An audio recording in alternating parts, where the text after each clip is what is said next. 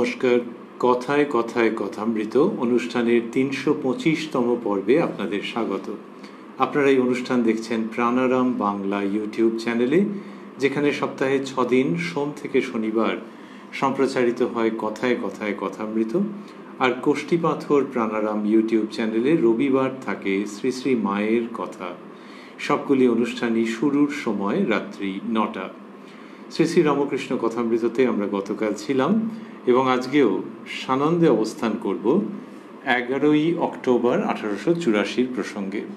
শ্রীরামকৃষ্ণ দক্ষিণেশ্বরে মা কালীর মন্দিরে মায়ের যে শ্রীমূর্তি, তার কাছেই মন্দিরের ঠিক বাইরে বসেছিলেন ভক্ত শ্রীযুক্ত ঈশান মুখোপাধ্যায়ের কাছে।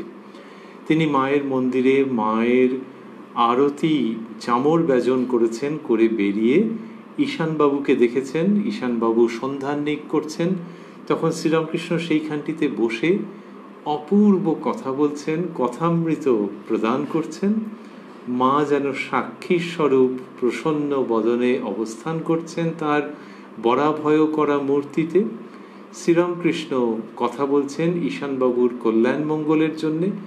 যে ঈশানবাবু কর্মমার্গী, শাস্ত্রবিহিত সন্ধান্বিক প্রভৃতি কর্মের দিকে যার খুব ঝোঁক, তাকে শ্রীরামকৃষ্ণ ভক্তি পথের কথা বলছেন এবং এত সুমিষ্ট যুক্তিপূর্ণ উপস্থাপনা করছেন, যেটি শুনলে হৃদয় মনে অমিত আনন্দের সঞ্চার হয়।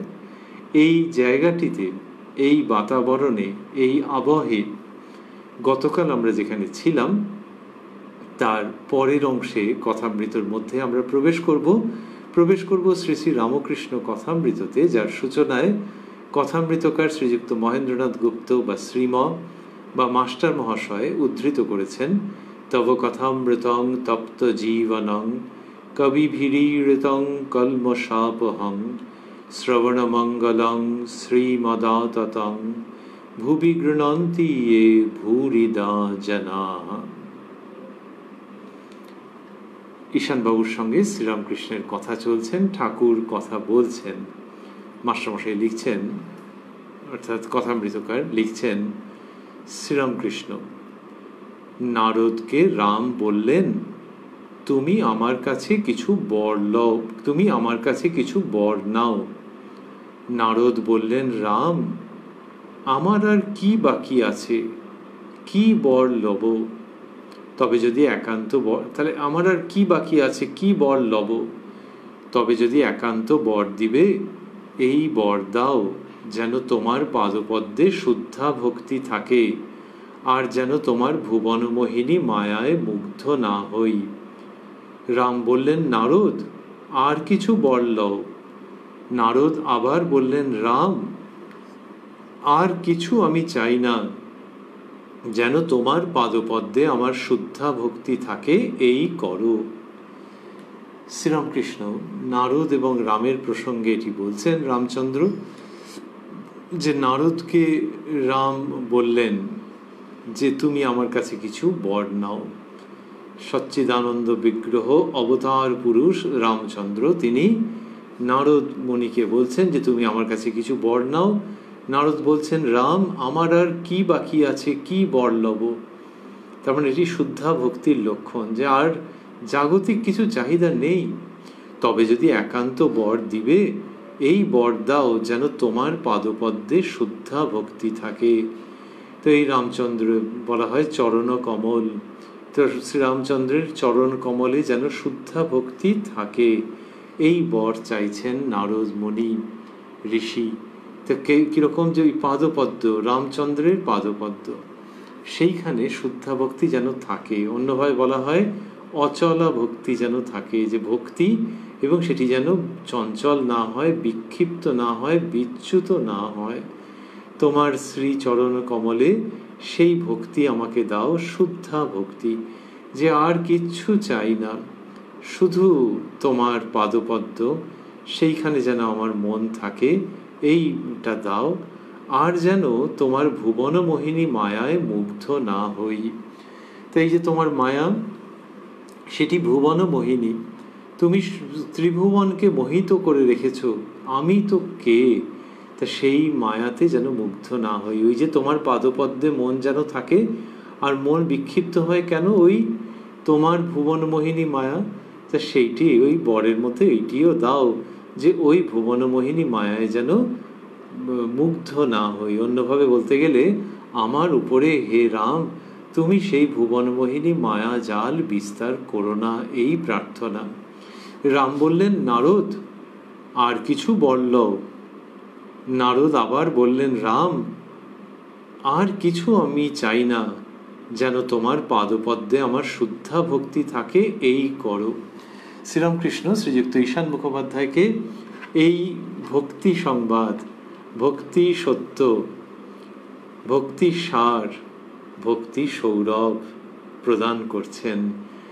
আর মায়ের মন্দিরে কথা হচ্ছে, তো ওই মায়ের যে গর্ভ মন্দির তার কাছেই, এরপরেই বলছেন শ্রীরামকৃষ্ণ নিজের জীবনের কথা। আমি মার কাছে প্রার্থনা করেছিলাম, বলেছিলাম, মা আমি লোকমান্য চাই না মা, অষ্টসিদ্ধি চাই না মা, ও মা শতসিদ্ধি চাই না মা, দেহ সুখ চাই না মা, কেবল এই করো যেন তোমার পাদপদ্মে শুদ্ধা ভক্তি হয় মা। শ্রীরামকৃষ্ণ বলছেন, তা আমি মার কাছে প্রার্থনা, এই শব্দগুলিকে মাস্টারমশাই স্থূলাক্ষরে দিয়েছেন। আবারও ভাবছি, আমরা যে মা শুনছেন, হাসছেন তার বরাভয় করা মূর্তিতে। শ্রীরামকৃষ্ণ বলছেন, আমি মার কাছে প্রার্থনা করেছিলাম, বলেছিলাম, মা আমি লোকমান্য চাই না মা। লোকমান্য মানে লোকে আমাকে খুব বড় বলবে, আমার সুখ্যাতি করবে, এটা আমি চাই না। অষ্টসিদ্ধি চাই না মা। এই যে নানান রকমের সিদ্ধি আছে, ঈশ্বরের পথে অগ্রসর হলে সব নানান রকমের শক্তি এসে যায়, আর লোকে তাকে খুব মানতে আরম্ভ করে, হইচই পড়ে যায় চারিদিকে। আমি ওইসব কিচ্ছু চাই না।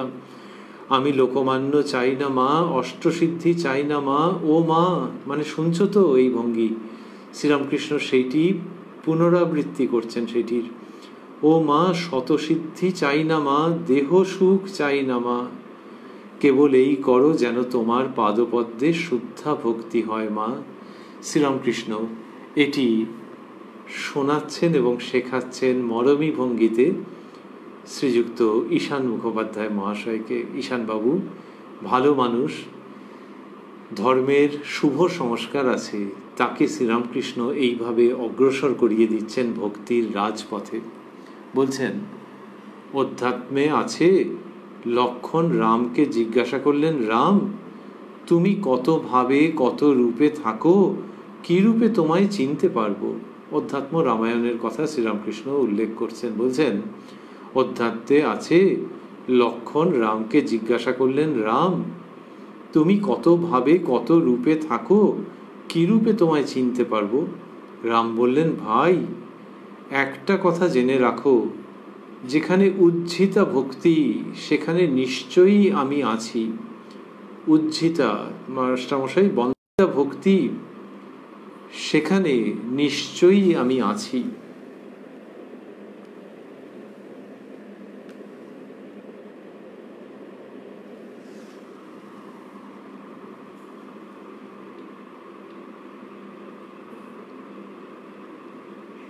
এটি বলছেন। তারপরে বলছেন, উজ্ঝিতা ভক্তিতে হাসে কাঁদে নাচে গায়। শ্রীরামকৃষ্ণ বলছেন এটি। তা বললেন যে রামচন্দ্র তার সহোদর লক্ষণকে বলছেন যে, ভাই একটা কথা জেনে রাখো, যেখানে উজ্ঝিতা ভক্তি সেখানে নিশ্চয়ই আমি আছি। তারপর শ্রীরামকৃষ্ণ বলছেন, উজ্ঝিতা ভক্তিতে হাসে কাঁদে নাচে গায়, যদি কারু এরূপ ভক্তি হয়, নিশ্চয় যেন ঈশ্বর সেখানে স্বয়ং বর্তমান। চৈতন্যদেবের ওই রূপ হয়েছিল।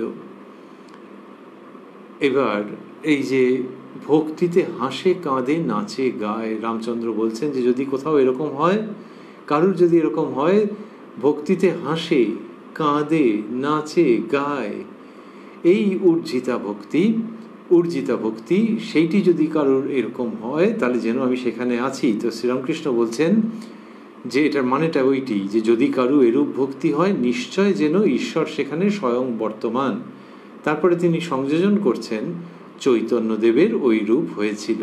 এরপরেই মাস্টারমশাই লিখছেন, ভক্তেরা অবাক হইয়া শুনিতে লাগিলেন, দৈববাণীর ন্যায় এই সকল কথা শুনিতেছিলেন। কেহ ভাবিতেছেন ঠাকুর বলিতেছেন প্রেমে হাসে কাঁদে নাচে গায়, এ তো শুধু চৈতন্যদেবের অবস্থা নয়, ঠাকুরের তো এই অবস্থা। তবে কি এইখানে স্বয়ং ঈশ্বর সাক্ষাৎ বর্তমান?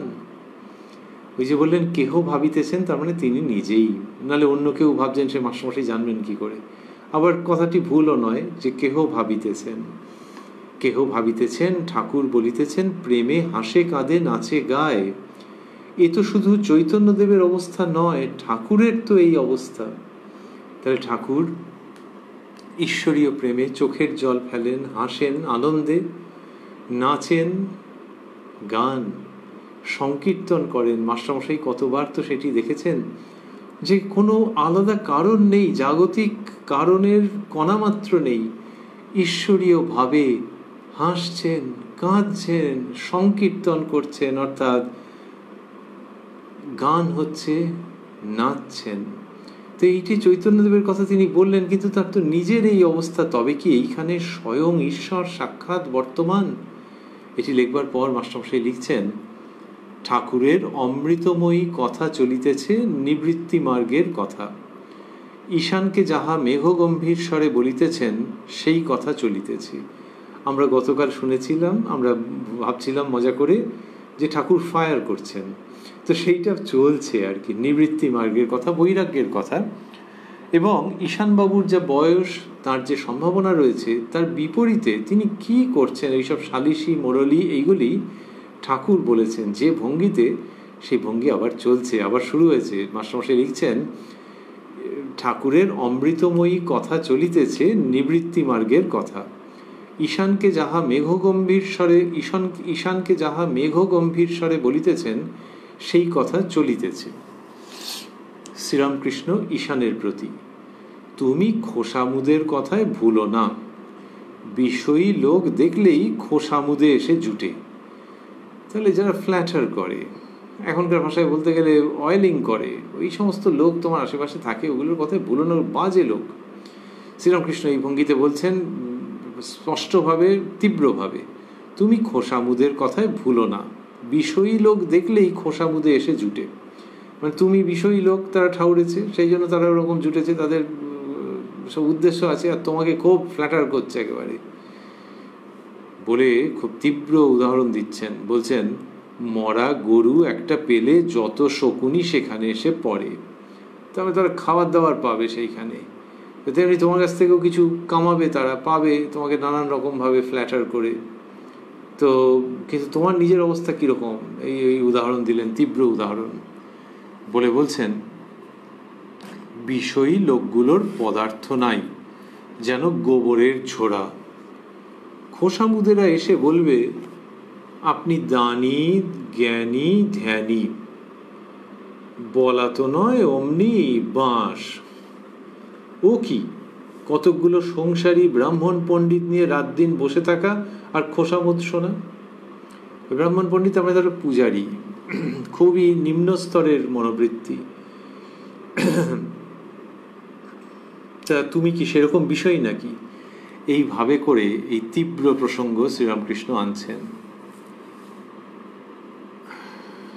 আর বলছেন যে তারা এসে বলবে আপনি দানি, জ্ঞানী, ধ্যানী।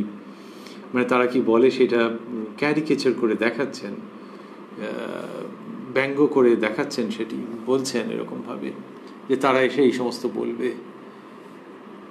তারপর বলছেন, সংসারী লোকগুলো তিনজনের দাস, তাদের কি পদার্থ থাকে? মেঘের দাস, টাকার দাস, মনিবের দাস।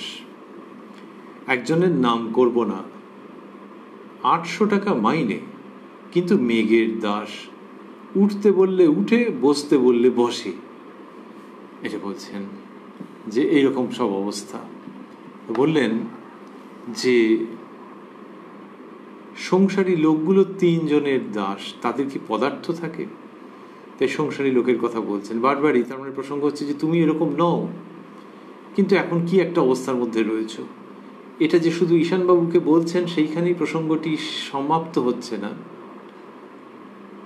সাধারণভাবেও সংসারী মানুষের কাছে শ্রীরামকৃষ্ণের এই উক্তির প্রাসঙ্গিকতা বিপুলভাবে থাকছে। যে সংসারী মানুষ কত রকমের বন্ধনের মধ্যে থাকে, মেঘের দাস, টাকার দাস, মনিবের দাস।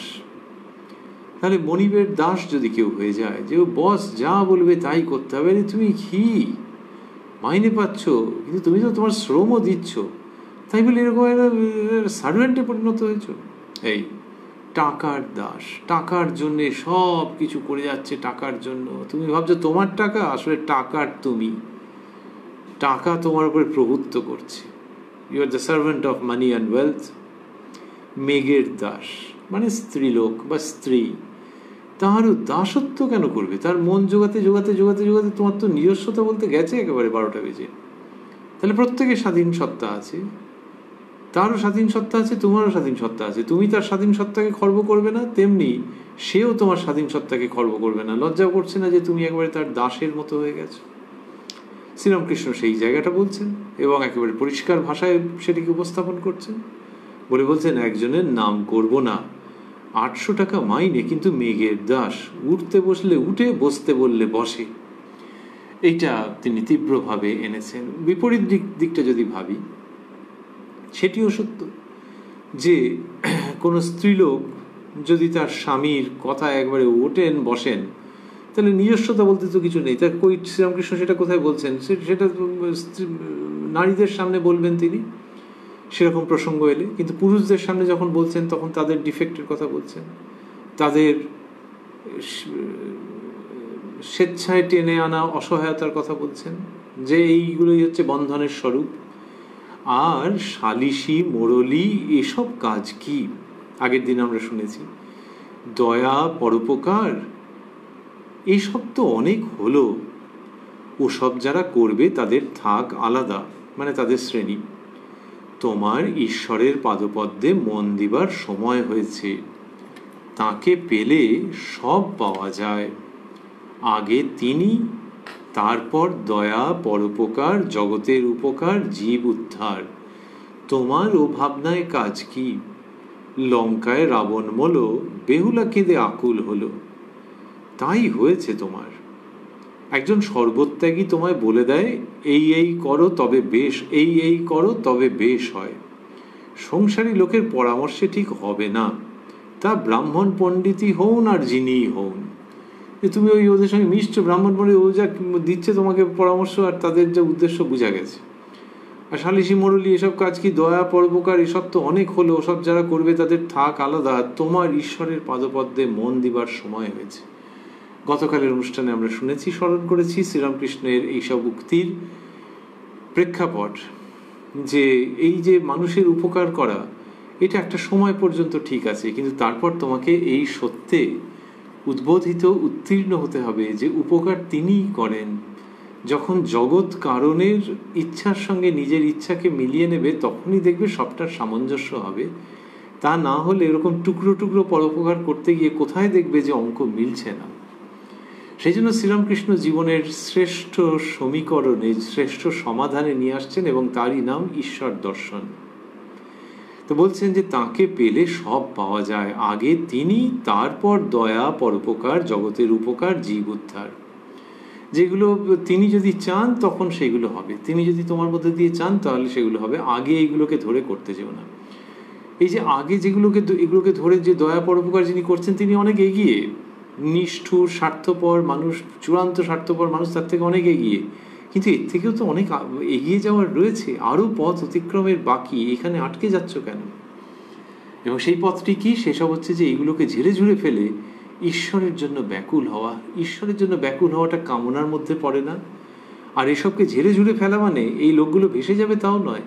তুমি যত ঈশ্বরের দিকে যাবে তত তোমার মনের মধ্যে সকলের জন্য যে কল্যাণ কামনা থাকবে, তার দ্বারা অশেষ উপকার হবে মানুষের, জগতের। বললেন যে তারপর দয়া, আগে তিনি, তারপর দয়া, পরোপকার, জগতের উপকার, জীব উদ্ধার।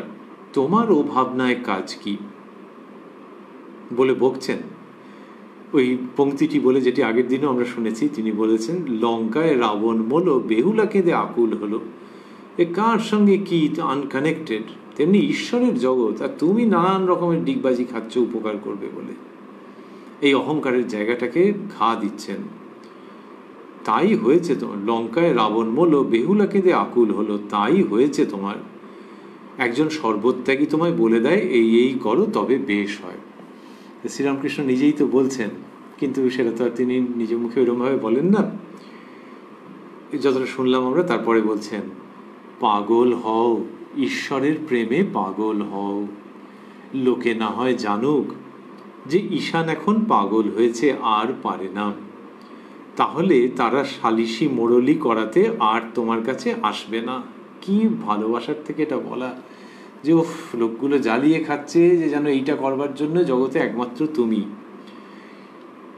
পাগল হও, ঈশ্বরের নামে পাগল হও। আর এই পাগল হওয়া মানে কিছু ক্ষতি নেই, এইটাই জীবনের উদ্দেশ্য। লোকে না হয় জানুক, এইবারে এর মধ্যে একটু মজা আছে আর অনেকটা সিরিয়াসনেস। লোকে যে না হয় জানুক যে ঈশান এখন পাগল হয়েছে, আর পারে না, তাহলে আর সালিশি মোড়লি করাতে, তাহলে তারা সালিশি মোড়লি করাতে আর তোমার কাছে আসবে না। এটা বললেন যে ঈশ্বরের জন্য পাগল হও। এবং এই যে পাগল হওয়া, সেটা একটু বাদে আবারও বলবেন। তা ওইখানে আহ্বান জানাচ্ছেন খুব প্রেমের সঙ্গে এবং খুব শক্তিপূর্ণ ভঙ্গিতে। পরেই বলছেন, ওই যে মায়ের মন্দিরে, মায়ের গর্ভমন্দির থেকে বেরিয়ে ঈশানবাবুকে দেখেছিলেন তো, যে সন্ধান করছেন কোষাকুষি ইত্যাদি নিয়ে, সেইখান থেকে প্রসঙ্গগুলো এত দূর এগিয়েছে যে কি করছো। ওনার ভঙ্গি হচ্ছে বলবার যে যান্ত্রিকভাবে, আরে মায়ের জন্যে, তোমার ইষ্টের জন্যে তুমি সমস্ত সমর্পণ করো, তার প্রতি ভক্তিভাবে মগ্ন হও, তাকে না পাওয়ার জন্য বেদনা হোক, ঈশ্বরের জন্য হাসো, কাঁদো, নাচো, গাও, এই জীবন্ত প্রাণবন্ত ধর্মে এসো। ওই ঈশানবাবুকে দেখে তার ওখানে বসে পড়েছেন তিনি, ওইখানে মাটিতে বসে ঈশানবাবুর সঙ্গে কথা বলছেন। এখানে এইগুলি বললেন যে আমরা যতটা শুনেছি। তারপরেই বলছেন, কোষাকুষি ছুঁড়ে ফেলে দাও, ঈশান নাম সার্থক করো। কি সুন্দর করে বলছেন যে তোমার নাম সার্থক হোক। এবং সেটা কিভাবে, যে কোষাকুষি ছুঁড়ে ফেলে দাও। কোষাকুষি ছুঁড়ে ফেলে দাও বলছেন ব্রাহ্মণ সন্তান, জন্ম তো চট্টোপাধ্যায় বংশে, গদাধর চট্টোপাধ্যায় উত্তরকালে শ্রীরামকৃষ্ণ পরমহংস, তিনি বলছেন কোষাকুষি ছুঁড়ে ফেলে দাও। কি অপূর্ব! ব্রাহ্মণের পরিবারের তো মানতে হবে সেই সংস্কার। কোথায় সংস্কার? এই সেই শ্রীরামকৃষ্ণ, যিনি কিনা যখন তপস্যা করেছেন দক্ষিণেশ্বরে পঞ্চবটি সংলগ্ন অঞ্চলে, পঞ্চবটি তলে, তখন কি তীব্রতা তার! পরনের পোশাক রাখেননি, দিগম্বর। এমনকি যে পইতে, সেটা পর্যন্ত খুলে ফেলেছেন। হৃদয়রাম ভাগ্নে অবাক হয়ে গেছেন, অভিযোগ করেছেন যে মামা, কাপড় না হয় ছেড়ে দিলাম, কিন্তু পইতে গাছটা ফেলে দিয়েছো কেন, খুলে রেখেছো কেন? শ্রীরামকৃষ্ণ বলছেন যে না রে, ওতেও অহংকার হয়, ব্রাহ্মণত্বের অহংকার। কিরকম করে অহংকার? চোখ বুঝে ধ্যান করছেন তো, ওই হাওয়া দিচ্ছে তো, পইতে গায়ে এসে ঠেকবে, সেইখান থেকে আমি ব্রাহ্মণ, আমি ব্রাহ্মণ, এই স্পর্শ নিতে চাইছেন না। নিরালম্ব ধ্যান। এসেতে উনি ব্রাহ্মণত্বে প্রতিষ্ঠিত হয়ে ওই বাহ্য আচার চিহ্ন পদ্ধতিকে অতিক্রম করে গেছেন। সেই জন্যই তো তিনি পরমহংস। সেই তিনি বলতে পারেন যে কোষাকুষি ছুঁড়ে ফেলে দাও, ঈশান নাম সার্থক করো। মানে তোমার নিজের নাম যেটা, সেটা সার্থক হোক, এবং কোষাকুষি ছুঁড়ে ফেলে দাও, এই কথা বলছেন। কি অপূর্ব! তাহলে ছুঁড়ে ফেলতে বলছেন মানে এই যে কর্মের যে পদ্ধতি, ঈশ্বরীয় কর্ম, শাস্ত্রবিহিত কর্ম করবার যে পথ, সেটিকে যে একেবারে বর্জন করছেন তা নয়, কিন্তু ওই পথে এগোতে এগোতে অনেক দূর যেতে হবে। ঈশ্বরের প্রতি টান আসতে হবে, তার সঙ্গে ব্যক্তিগত সম্পর্ক স্থাপিত হতে হবে, তার জন্য ভেতরে কষ্ট হতে হবে, তার জন্য আনন্দে উদ্বেল হতে হবে। সেইটা যার কিনা হওয়ার কথা, যার এরকম আধার রয়েছে, সেই দেখো কোষাকুষি নিয়ে এই সন্ধান করছে, ফেলে দাও, কোষাকুষি ছুঁড়ে ফেলে দাও, ঈশান নাম সার্থক করো। ঈশান, মাস্টারমশাই লিখছেন, ঈশান দে মা পাগল করে, আর কাজ নাই মা জ্ঞান বিচারে। ঠাকুর এই গান গেয়েছেন তো, ঈশানবাবু সেই গানের পংক্তিটি বলে উঠলেন শ্রীরামকৃষ্ণ কি তীব্রতা নিয়ে তার কাছে উপস্থিত হয়েছেন ঈশানবাবুর এই প্রতিক্রিয়া, একটি পংক্তি। তারপর মাস্টারমশাই লিখছেন, শ্রীরামকৃষ্ণ, পাগল না ঠিক? শিবনাথ বলেছিল, ওই যে ওই ঈশানবাবু বলেছেন তো, দে মা পাগল করে, ঠাকুর ওইখানটায় আসছেন আর বলছেন পাগল না ঠিক? শিবনাথ বলেছিল, বেশি ঈশ্বর চিন্তা করলে বেহেড হয়ে যায়। আমি বললুম, কি? চৈতন্যকে চিন্তা করে কি কেউ অচৈতন্য হয়ে যায়? তিনি নিত্য শুদ্ধ বোধরূপ। এই শব্দটি স্থূলাক্ষরে দেওয়া আছে। তিনি নিত্য শুদ্ধ বোধরূপ, বললেন তিনি নিত্য শুদ্ধ বোধরূপ। যার বোধে সব বোধ হচ্ছে, তার যার চৈতন্যে সব চৈতন্যময়। বলে নাকি কে সাহেবদের হয়েছিল বেশি চিন্তা করে বেহেড হয়ে গিয়েছিল। তা হতে পারে, তারা ঐহিক পদার্থ চিন্তা করে। শ্রীরামকৃষ্ণ বলছেন যে ঈশান মুখোপাধ্যায়কে বললেন যে পাগল না ঠিক? শিবনাথ বলেছিল বেশি ঈশ্বর চিন্তা করলে বেহেড হয়ে যায়। শিবনাথ শাস্ত্রী মহাশয়ের প্রসঙ্গ উল্লেখ করে এটির মধ্যে ঢুকছেন যে তিনি বলেছিলেন বেশি ঈশ্বর চিন্তা করলে বেহেড হয়ে যায়। আমি বললাম, কি? চৈতন্যকে চিন্তা করে কি কেউ অচৈতন্য হয়ে যায়? কি শার্প রেফিউটাল, যে ওরকম কখনো হয় নাকি? তিনি চৈতন্য স্বরূপ, তাকে চিন্তা করে আবার অচৈতন্য শব্দকে কি সুন্দর প্রয়োগ করছেন। তিনি নিত্য শুদ্ধ বোধরূপ ঈশ্বর, নিত্য চিরকালের শুদ্ধ বোধরূপ, বোধগম্য, বোধের দ্বারাই তার সঙ্গে একত্ব লাভ করা যায়। তিনি নিত্য শুদ্ধ বোধরূপ, যার বোধে সব বোধ হচ্ছে, যার চৈতন্যে সব চৈতন্যময়, সেই তার কথা বলছেন শ্রীরামকৃষ্ণ।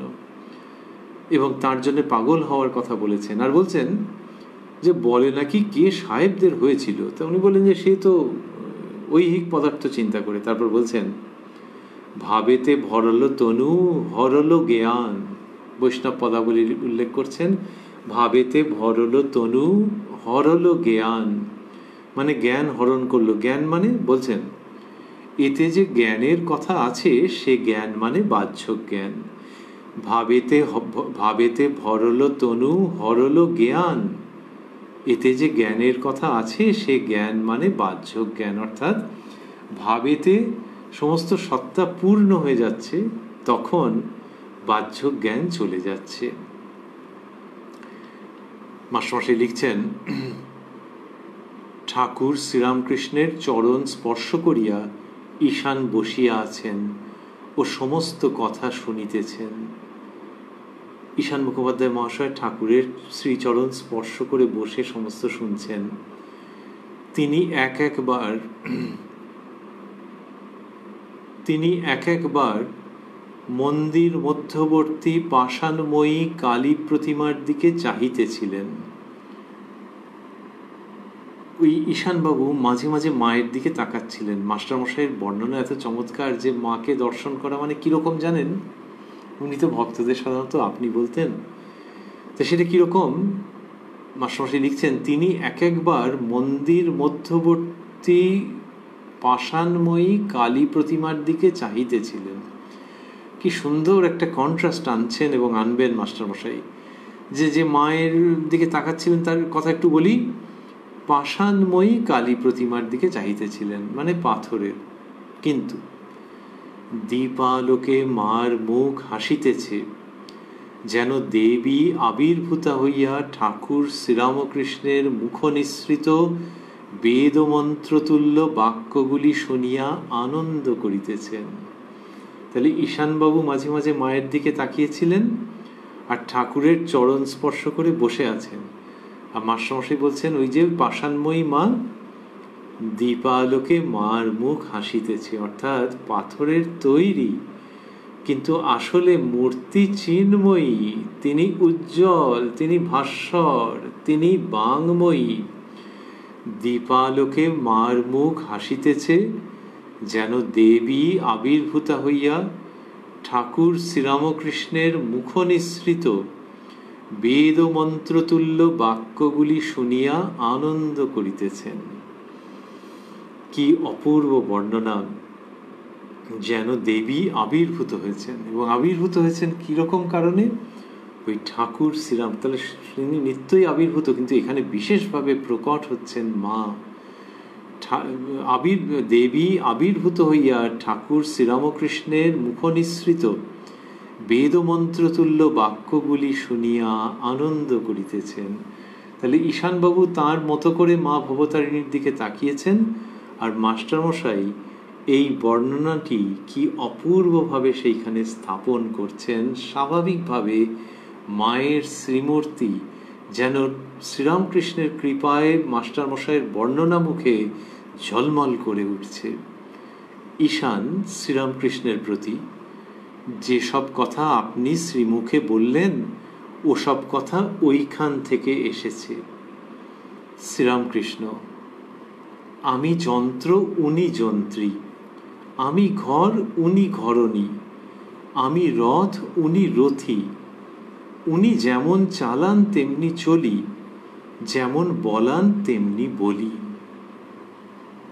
এই বললেন যে ওই মায়ের কথা বলেছেন তো, যেসব কথা আপনি শ্রীমুখে বললেন ওসব কথা ওইখান থেকে এসেছে। ঈশানবাবু যেই বলছেন, শ্রীরামকৃষ্ণ সঙ্গে সঙ্গে যেন বলে উঠছেন যে হ্যাঁ হ্যাঁ হ্যাঁ, একদম ঠিক বলছেন। আমি যন্ত্র, উনি যন্ত্রী। এই কথামৃতের মধ্যে এই জায়গাটি বিশেষ আনন্দপূর্ণ, কারণ এখানে উনি শব্দটি এসছে। অন্য জায়গায় আছে আমি যন্ত্র, তিনি যন্ত্রী। শ্রীরামকৃষ্ণ খুব ভাবের থেকে বলেছেন, আর এইখানে মাকে দেখা যাচ্ছে তো। আমি যন্ত্র, উনি যন্ত্রী। আমি ঘর, উনি ঘরণী। আমি রথ, উনি রথী। উনি যেমন চালান তেমনি চলি, যেমন বলান তেমনি বলি। কি অপূর্ব যে মা শ্রীরামকৃষ্ণের মধ্য দিয়ে কথা বলছেন, আর শ্রীরামকৃষ্ণ সেটিতে আনন্দ করছেন। ঈশানবাবু বলার সঙ্গে সঙ্গে ওই প্রসঙ্গটি ধরে এই রকম অদ্ভুত উচ্চারণে, এই রকম অদ্ভুত দৈবী বাক্য উচ্চারণে চলে গেছেন শ্রীরামকৃষ্ণ।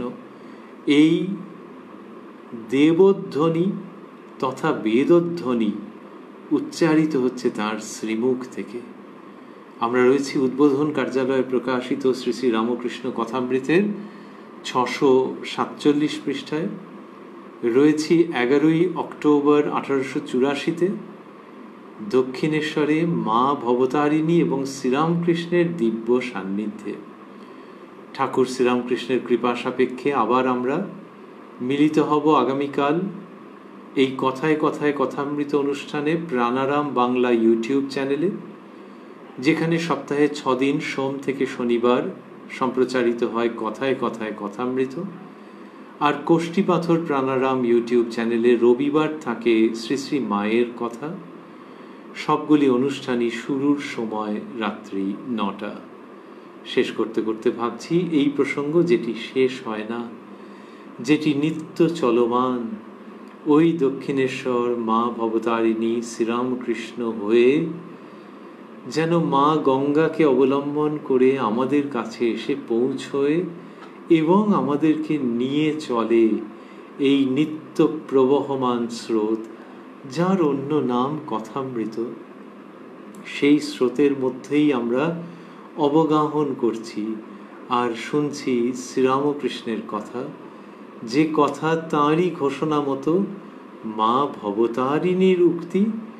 সেই মা ভবতারিণী যার সম্পর্কে বলা হচ্ছে, দীপালোকে মার মুখ হাসিতেছে, যেন দেবী আবির্ভূতা হইয়া ঠাকুর শ্রীরামকৃষ্ণের মুখনিসৃত বেদমন্ত্রতুল্য বাক্যগুলি শুনিয়া আনন্দ করিতেছেন। ওং নিরঞ্জনং নিত্যং অমৃতরূপং, ওং নিরঞ্জনং নিত্যং, ওং নিরঞ্জনং নিত্যং অনন্তরূপং ভক্তানুকম্পাধৃতবিগ্রহং বৈ ঈশাবতারং পরমেশমিড্যং তং রামকৃষ্ণং শিরসা নমামহ।